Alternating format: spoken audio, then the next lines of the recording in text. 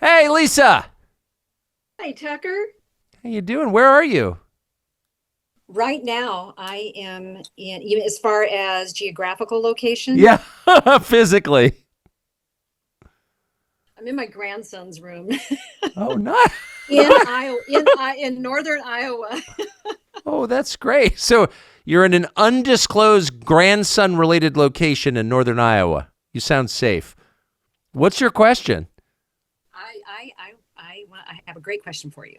So I'm the law-abiding grandma that was sentenced to 90 days in jail for opening my business during the shutdowns as a peaceful protest when Minnesota Governor Tim Walz unconstitutionally and illegally shut our businesses down. So my question is, if you were in my situation, would you have done the same thing, or what would you have done?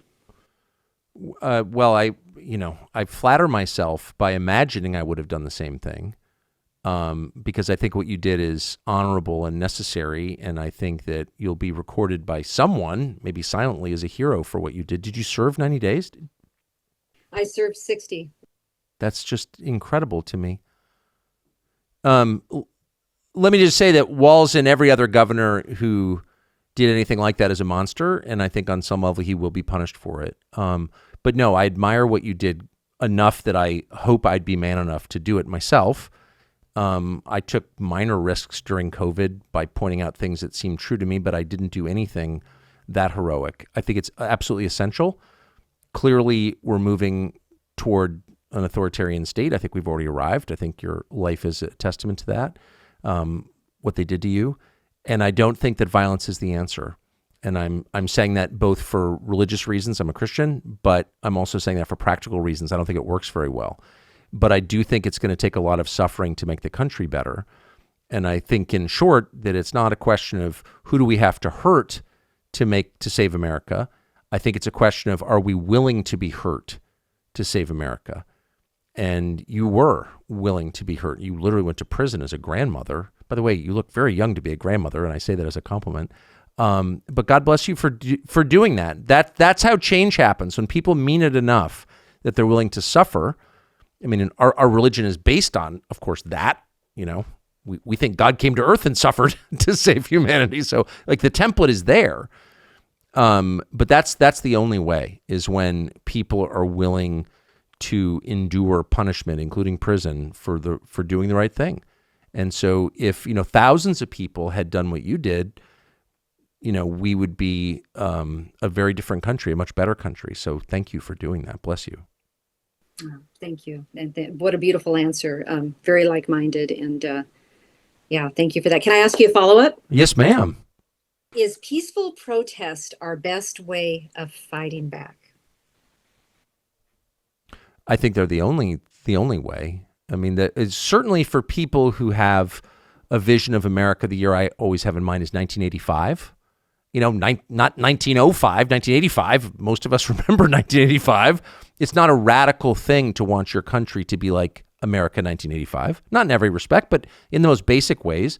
A happy country with some problems, but basically a happy country, a united country, a country in which, most Americans felt they had something in common with most other Americans, in a country that, for the most part, had law and order and justice equally applied. All of that's gone now. And the only way we get it back is not through the legislative process. Clearly, it's not working. The party that you vote for doesn't care about you. It's pretty obvious. I can imagine the party you vote for, the party I vote for, they don't care about us at all. They've made that very clear.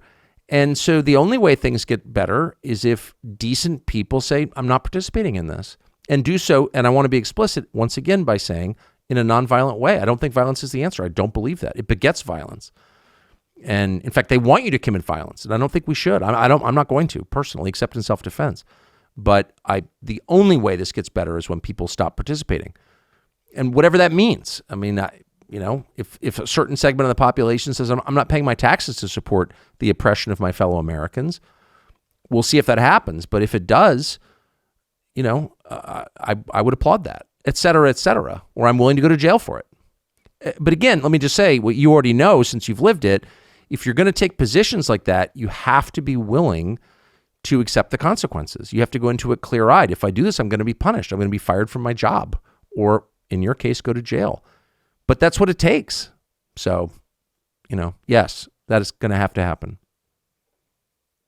Thank you very much. It was great to talk to you. Congratulations on your heroism. Thank you.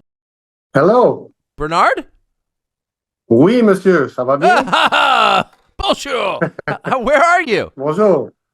Where am I? Yes. I'm in l'Annonciation, Quebec. Oh, Quebec. I'm not far from Quebec right now.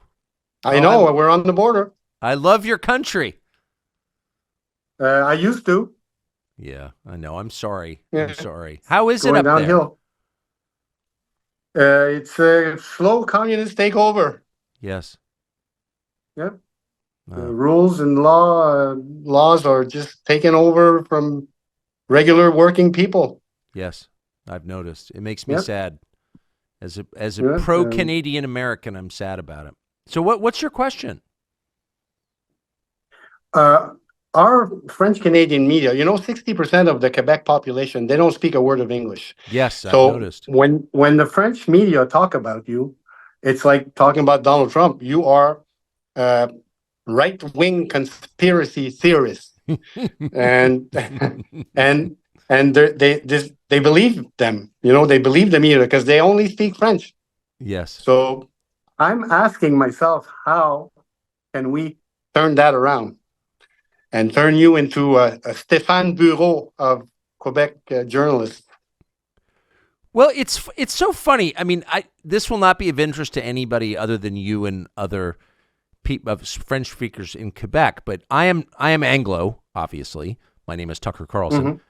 But I think I'm one of the very few Anglos in the United States who likes the French Canadians better than I like the Anglo Canadians. And I'm not just saying that. I mean it. And here's why. First of all, I like French culture. I probably shouldn't admit that, but I do. I like the language. I like the food. But I like the French Canadians better than the Anglo Canadians because I think they're less obedient. They think for themselves a little more. In general, they're less passive. Every time I like to fish in Canada, and the best float plane pilots I've ever had were French. And they're the ones who will fly very close to thunderstorms. They have a kind of devil-may-care attitude. They'll flick the cigarettes out the window. I lived up north.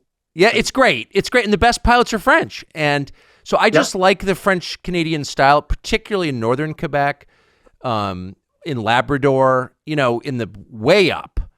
And so that's where I worked for 4 years. Oh, so I love it up there, and I love the people, and I like the French much better than the Anglos. And the Anglos, of course, relentlessly criticize the French. Thanks for watching our YouTube channel. We hope you'll subscribe to it. And by the way, you can hit the little bell on there and get notifications every time we produce a video. We hope you'll do that also.